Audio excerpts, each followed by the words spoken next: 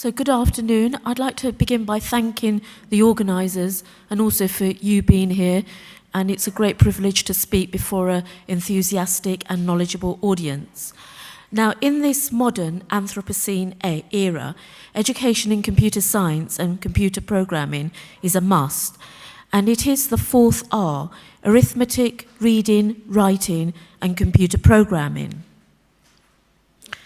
And is it not said that education is a process which discloses to the wise and disguises from the foolish their lack of understanding? And there is no better subject to illustrate this than computer science or computer programming. So I'd like to share a story with you, and it's about a journey of developing a working, fit-for-purpose, successful model for teaching computer programming to the next generation. And I believe that it is important for us, both as a society and as individuals, to have some insight into this process. So, having joyfully accepted the position as head of Department of Computer Science at an independent secondary school in the UK, after my initial euphoria had subsided, I immediately began to think of the heavy challenges that lay ahead with a great deal of trepidation. And the challenge is that I would be acting as a one-person band, single-handedly teaching all year groups from year 7, who are aged 11 and 12, to year 13, who are aged 17 and 18. And there would be about 110 students in all. And I would be teaching this newly introduced subject to school students, not only in this particular school, but it's a newly introduced subject in the nation and also a newly introduced subject to the world. A number of people had resigned even before starting the job, and I was under no illusion that the job would be arduous, frustrating, backbreaking, political, with heavy red tape. However, I am of the belief that problems are important to solve and they should not be insurmountable. So the challenges of teaching computer science and computer programming are very well acknowledged. In The Economist, there has been an article which has said, "The subject is so young that teachers and curriculum designers have little pedagogical research to guide them." And Satya Nadella, the CEO of Microsoft, recently said in an interview, the fact that most curricula in schools still don't recognize computer science like they do maths or physics is just crazy. Now, as mentioned, we should not think of these challenges as insurmountable.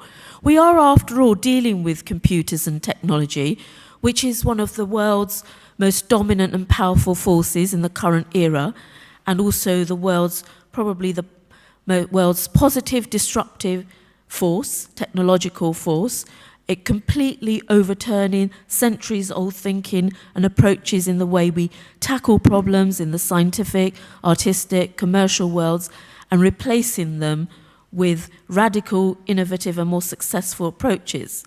So in turn, I thought we can think of the teacher of computer programming as another positive, disruptive force and approach such a venture in the spirit of an entrepreneur with a mindset of freedom and independence, which is to be welcomed, and follow in the footsteps of our heroes.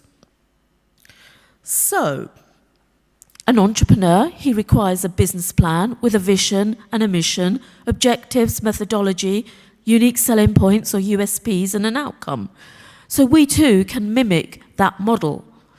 So let us look at what we have under each blurb. Vision and mission. What vision should we adopt as an educator? What vision should we transmit to the young people and the students of the next generation? We need a vision which everyone can buy into, and I believe we are privileged in this subject to formulate a lofty vision, and how many other subjects can say the same?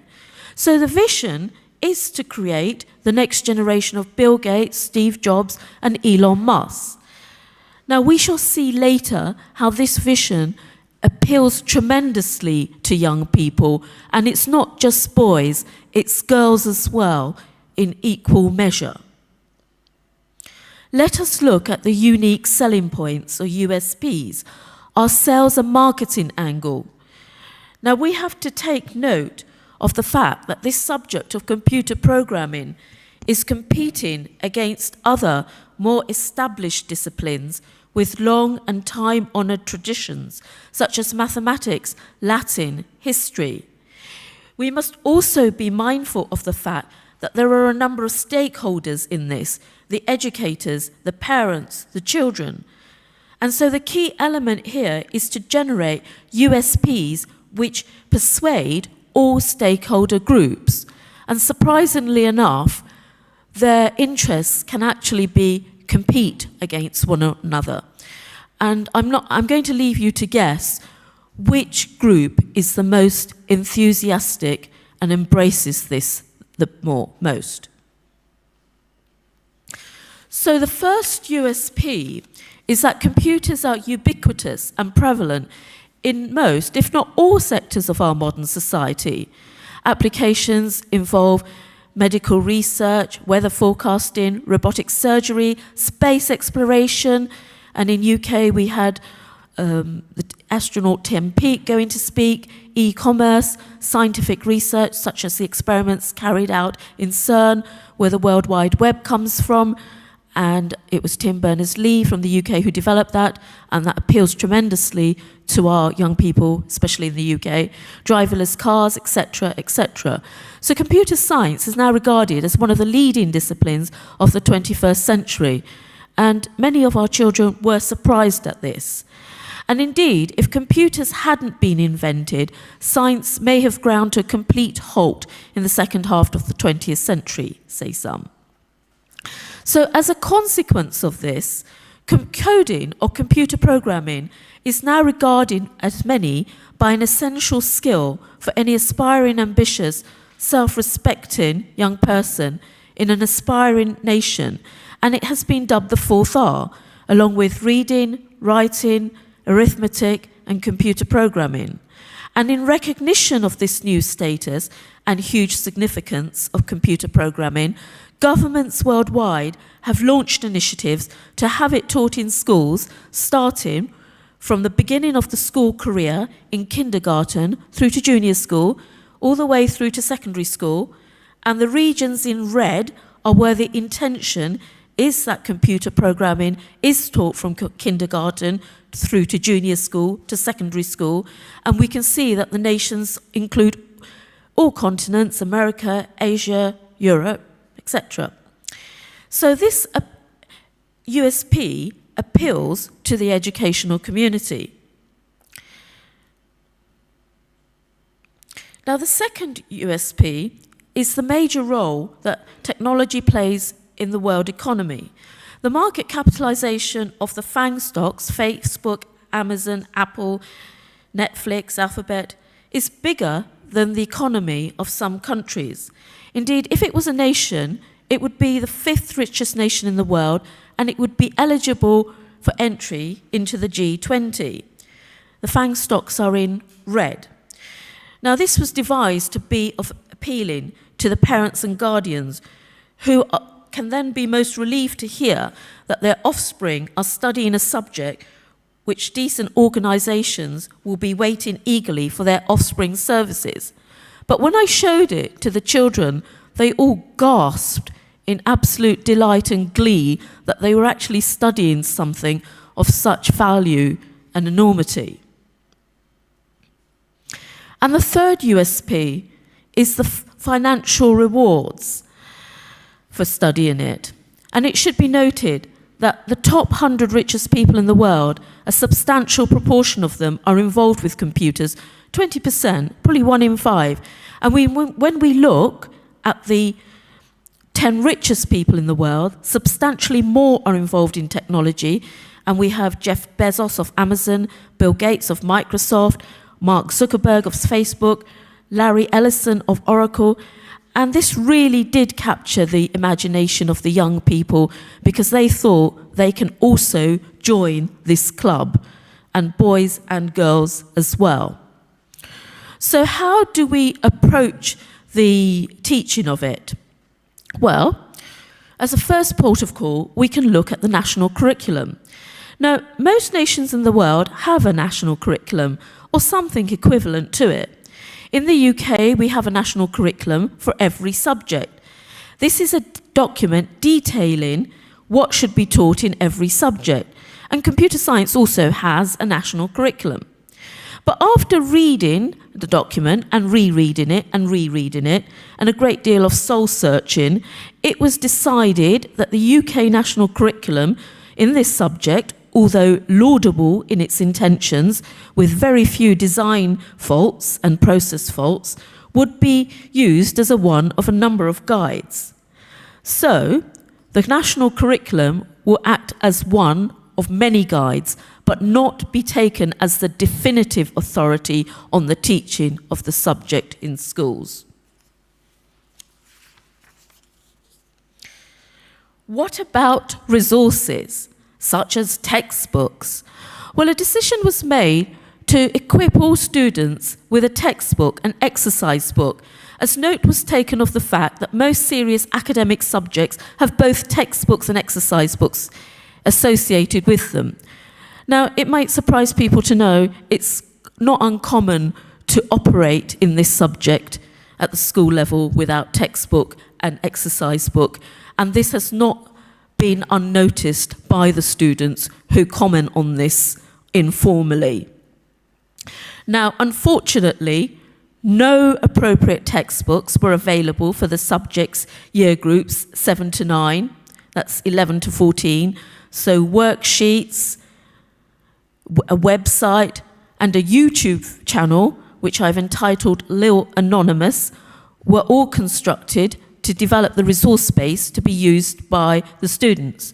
So I've constructed a YouTube channel entitled Lil Anonymous, which currently contains over 70 videos for these high school children who want to learn about computer science and computer programming, containing 12 videos in total about Python programming so far, and I have discovered that my university lecturer friends are also using them too. There's a website and YouTube video, and 65 subscribers so far. You are welcome to subscribe. So, how should we start teaching school children computer programming? Let us now be more specific. How should we perhaps pitch the lessons to year 7 students, those aged 11 and 12, those at the start of their secondary school career? In particular, should we be teaching these drag and drop languages, such as Scratch, as a first teaching language? To find answers to these questions, a study was made of what the young students learn in other subjects at this age, and note was taken of the fact that it's not unusual for these students to, in maths, solve simultaneous equations, in English to analyse poetry, such as Rudyard Kipling's If, a highly esteemed poem. And English literature, they study plays such as Midsummer Night's Dream, which is by William Shakespeare. And in geography, they are being asked to write essays at the moment on the advantages and disadvantages of Brexit. So, from this information, I surmise that young people at this age are comfortable with being able to manipulate symbols and deal with sophisticated text, and therefore concluded they should be able to cope well with a textual programming language, perhaps such as Python, such as the first programming language. So, a decision was made to choose Python as their first programming language, and the decision was made on the basis because I wanted to teach a programming language which is in demand by the employers of today out of the dozen choices. And at the time of writing, Python was the most widely used teaching language worldwide in schools and universities. It's also the most widely used commercial language used by the likes of Google, and the children really like this. And there is a plethora of resources and many books being written on the subject, which means that the language has a strong support network and has quite a strong infrastructure. And the language itself is under rapid development, with new libraries being released into the public domain at a regular pace. So, and a Google search, that's in yellow, revealed a respectable number of hits. An Amazon search revealed a respectable number of hits, although admittedly there may be more hits for other programming languages, still respectable though. And a recent article in The Economist revealed that the number of people searching for Python in Google is going up at a tremendous pace, more than any other language. So we could say that there is more growing interest in the programming language than any other. But perhaps the most glowing endorsement of all is that the number of Google searches for Python outstripped those for international model and TV star Kim Kardashian. What more could one want?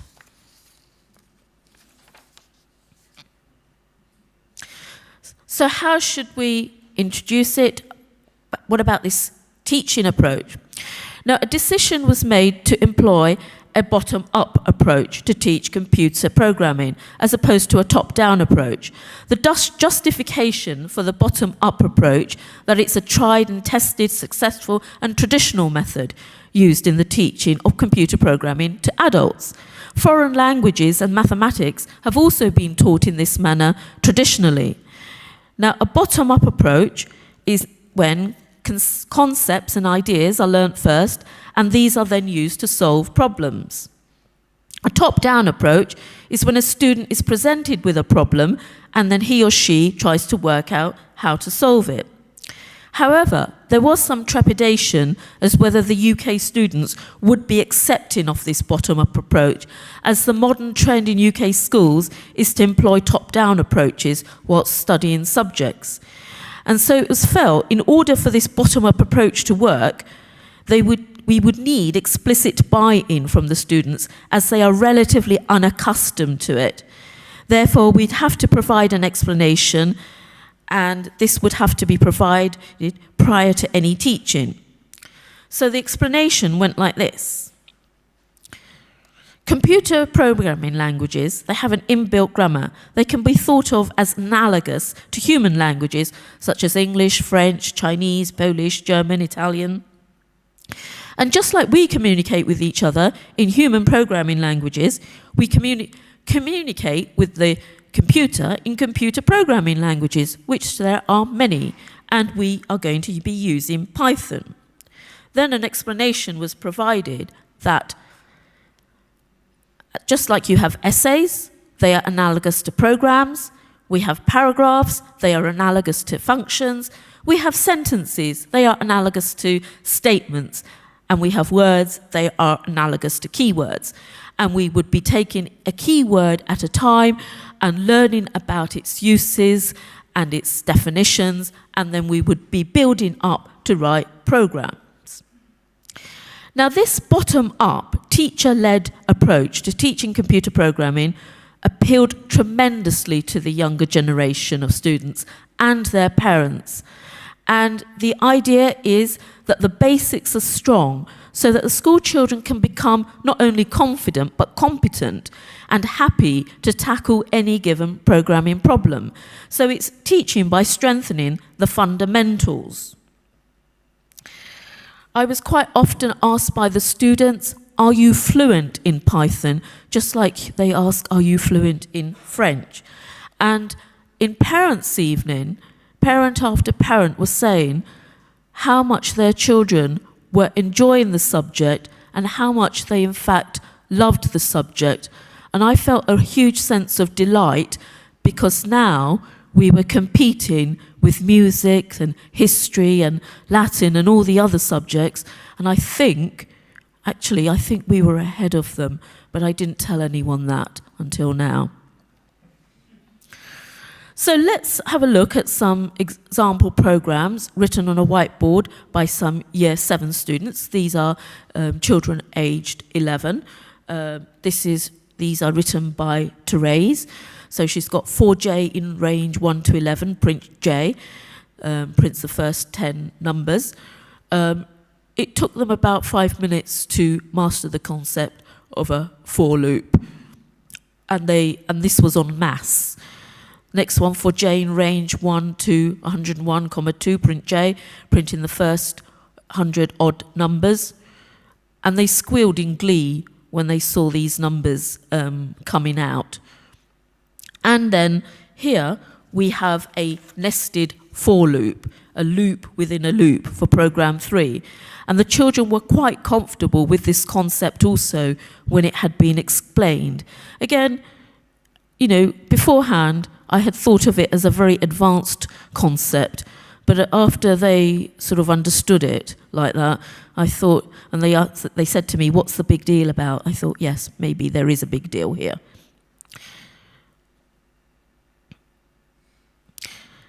This is from Jerome, aged 12, and he has written programs using functions, and so we explained the concept of a function and how it can return a variable, and displayed it or showed them an example program adding 2 numbers. They subsequently wrote programs to multiply numbers, divide numbers, and they played around with the concept of functions as well. And again, it didn't take them very much time to actually master this.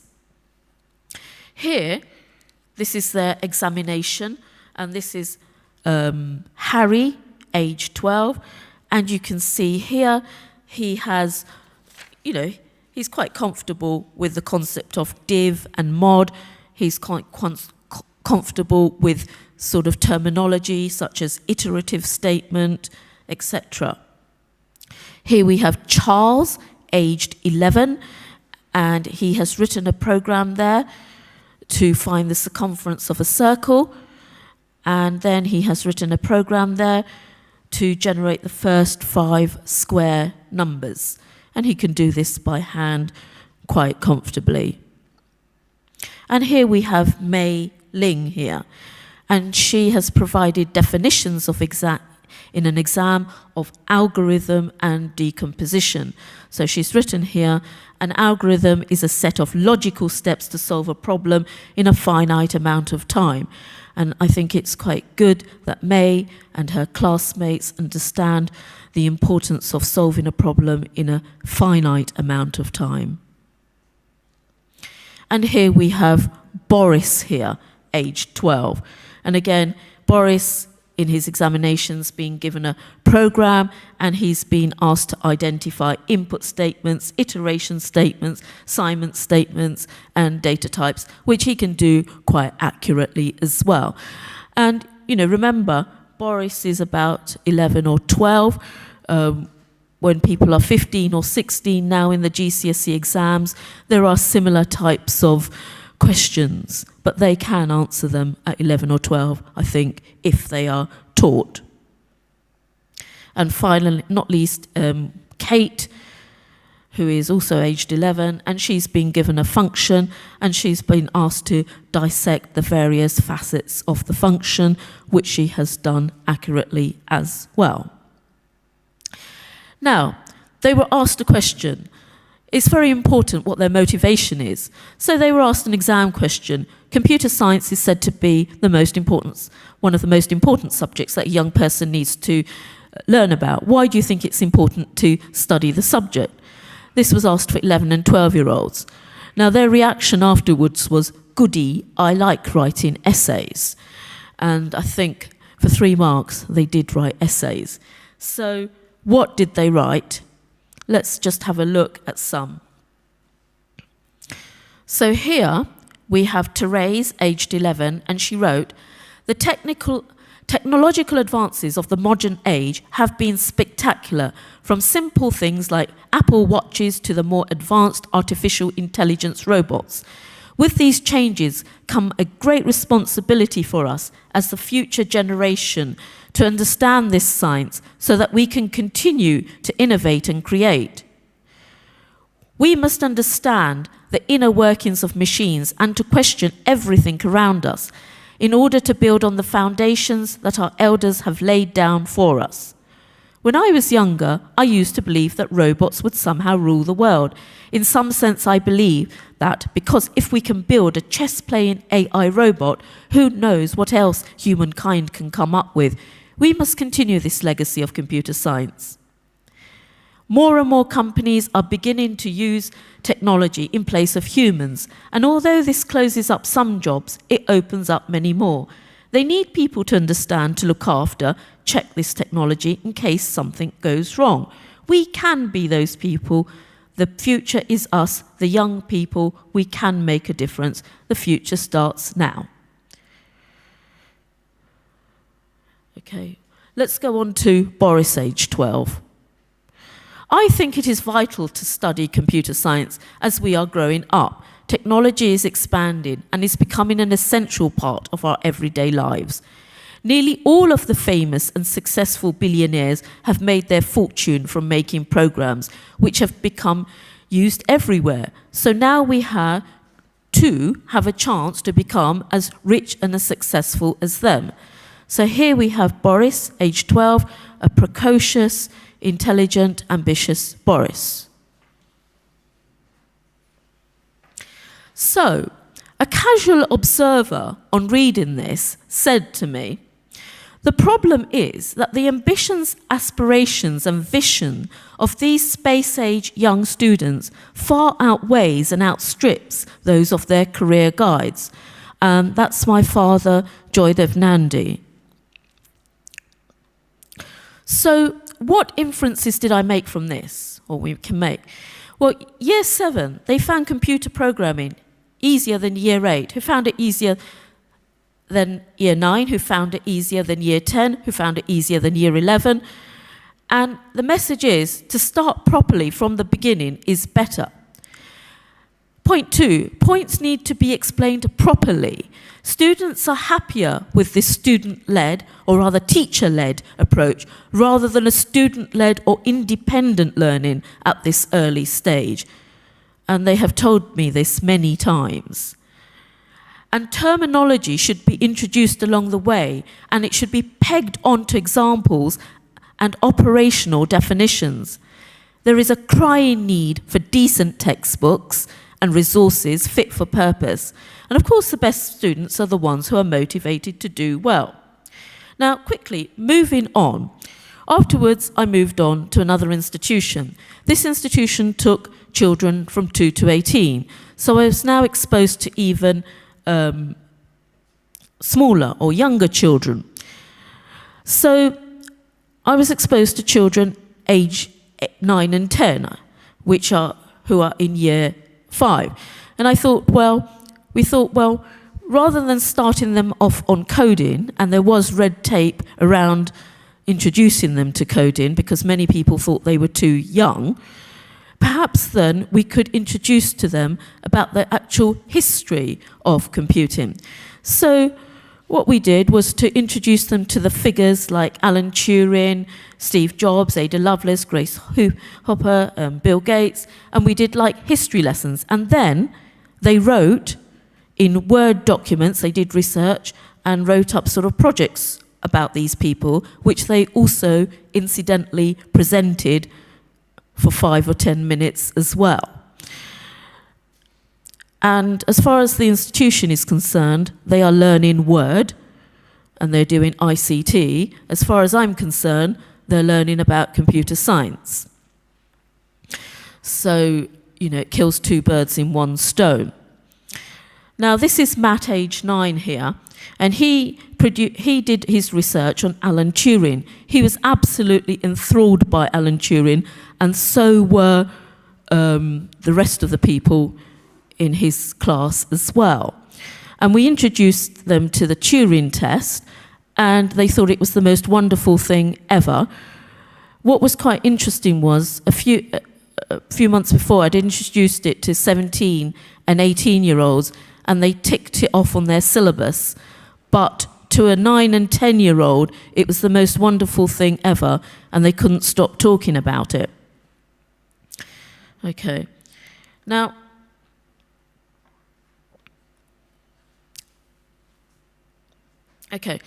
the other thing about this school was that I was on break and lunchtime duty, so I got to know these children in the computer lab very informally as well. And they expressed their love of all things computing to me all the time. So we had a little girl come in, Shona, at lunchtimes at times to learn some Python programming. So I showed her a for statement which generated the 12 times table. And she said, "Oh, this is a great way to learn your times tables, but I know mine up to 12. Let me write one which will teach me how to write my 13 times table." So she did this. And then she looked at the screen and she held out her hand and said, "I love this, I love this." And it wasn't, for them, they appreciate it with their hearts and their minds. It's quite something to see. Then we have Tom, aged 12, who was in year 8. Now, Tom told me he does his own personal projects in his time. "What do you do?" I said. He said, "I do C# and Unity." "What kind of things do you do?" he said. I said, "I do artificial intelligence." So I said, "Can you send me a few lines of code?" I said, so he sent me 10 lines of code, and these are the 10 lines of codes, and you can see 4 A4 size pages there. So Tom sat in the middle of the classroom doing his own work whilst the others did other work. And I sat him deliberately in the middle of the classroom so others could aspire to be like Tom. And indeed, they were really trying their best to be like him. And then he talked to me about artificial intelligence, and he said he wanted to give a talk on it. I said, fine. So he gave me an outline of of his talk, and that's his handwriting there, which is very nice. And you can see what he's put in his outline: machine learning, visual pathfinding, AI in infant caring, AI in finding diseases and cures, etc. He knew a lot. It took him about 5 weeks to prepare his talk. He stood up, he spoke for 10 minutes. I was trying to get him off, probably like you're doing with me, because I thought he's taking up far too much of my lesson. And then there were about 5 minutes of Q&A. And then I said to the other children, in future we will have more talks, and more of you can give talks like this. And they all nodded. They all want to give a talk, which is brilliant. And then we have Bob here. And Bob said to me one day, he hadn't done his homework, and I said, "Why haven't you done your homework?" He said, "I'm very tired, I'm really very busy. I've got a job, and I'm in a team of 30 doing development. And I've had a promotion. I'm trying to learn Java and C# and Python at the same time." And here is Bob's email to us. He's asking the school to load on Java so that he can practice his Java at school at lunch times and breaks. And he tells us that he's always been fascinated by programming, and it's an amazing opportunity to encourage coding at school. He also wanted to be my marketing manager for my YouTube channel. And here, Bob, towards the end of term, he wrote me this little note here, and he said, "Oh, all of year 8 enjoy your lessons. I definitely do.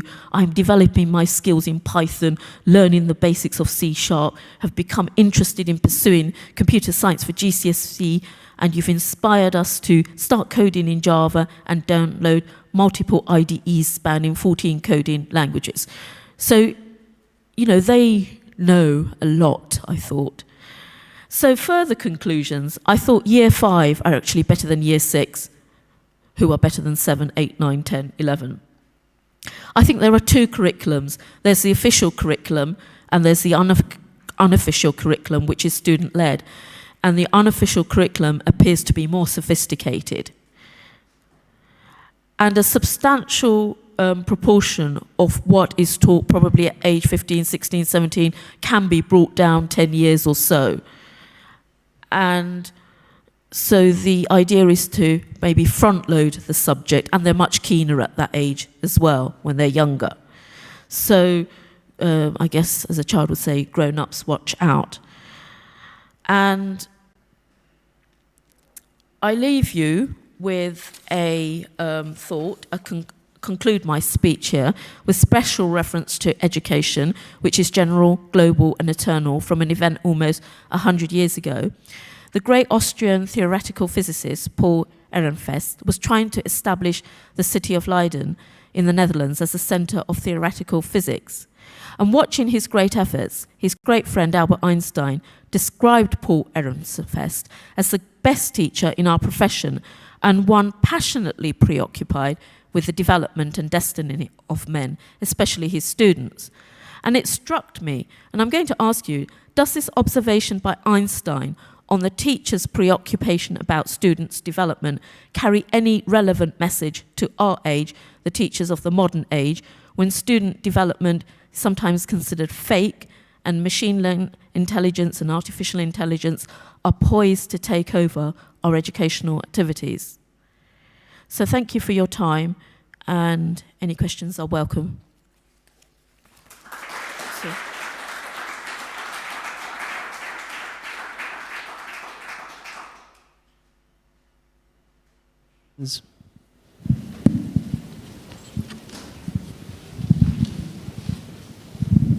Hi, thank you for the talk. It was really interesting.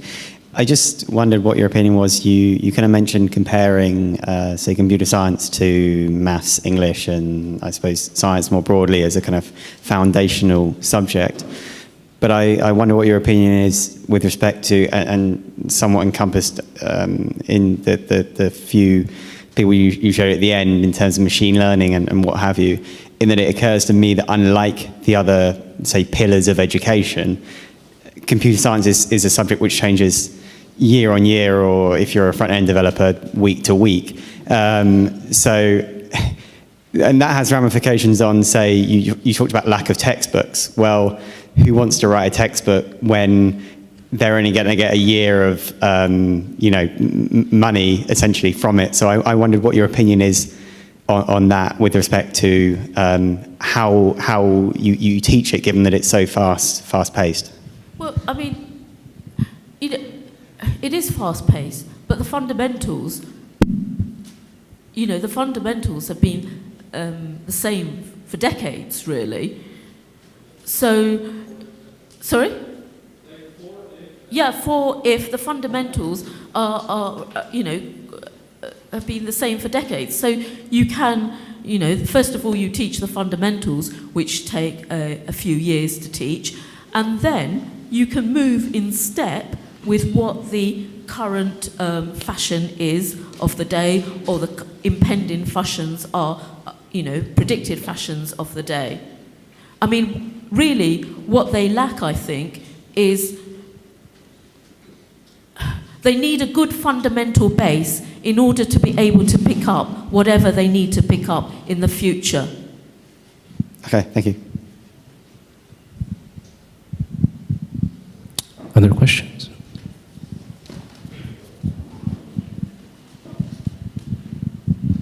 Hello. Did you use Jupyter or any other tools, and how was the acceptance by the students?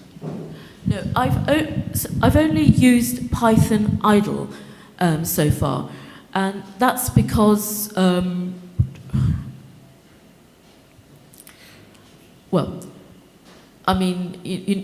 of all, we just want them to master the fundamentals, and Python idle is fine. But I do want to go on to other sophisticated IDEs as well. But also there is a matter of administration as well. So we have to take that into account. But in due course, I do want to go on to those, to the other IDEs and Jupyter and everything, yes.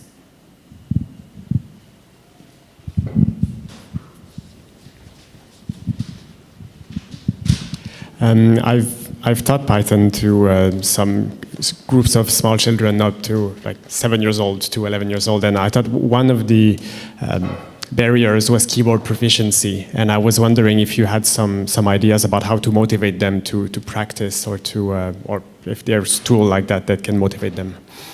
From the 7 to 11-year-olds? Yeah. Okay, I mean, I found that, okay, I don't know about the 7 to 11-year-olds, but when I was teaching the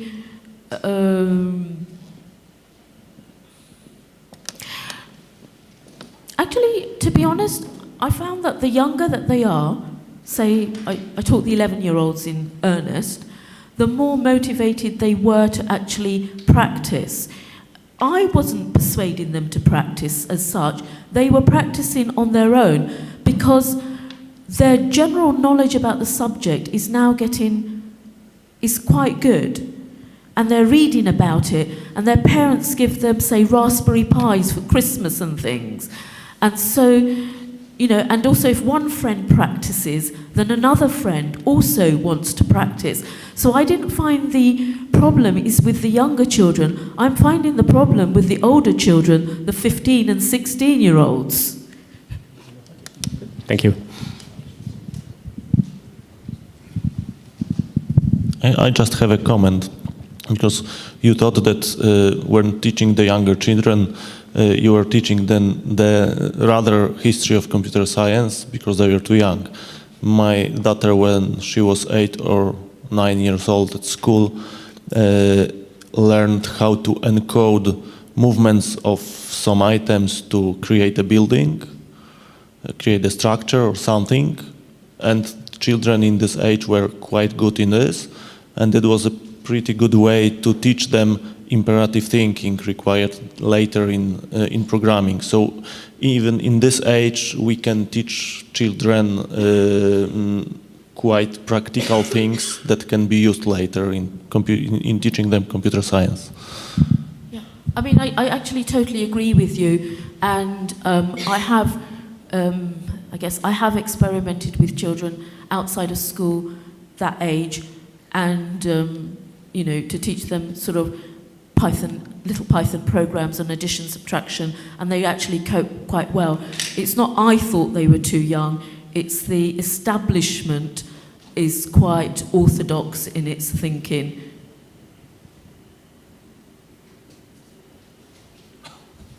If there are no further questions, let's... Oh.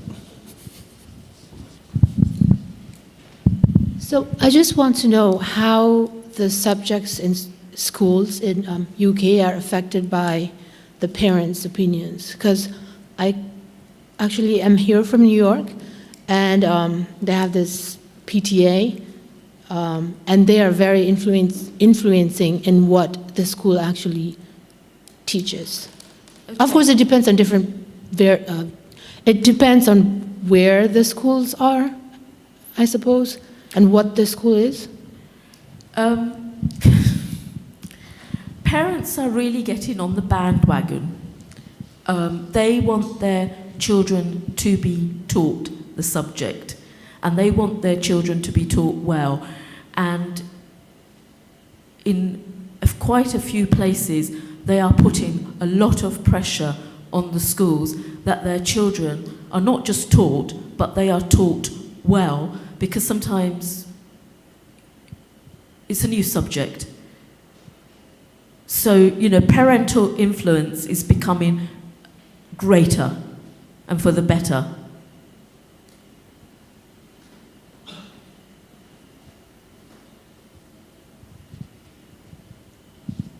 Any further questions? All right. Then let's give our speaker one big round of applause.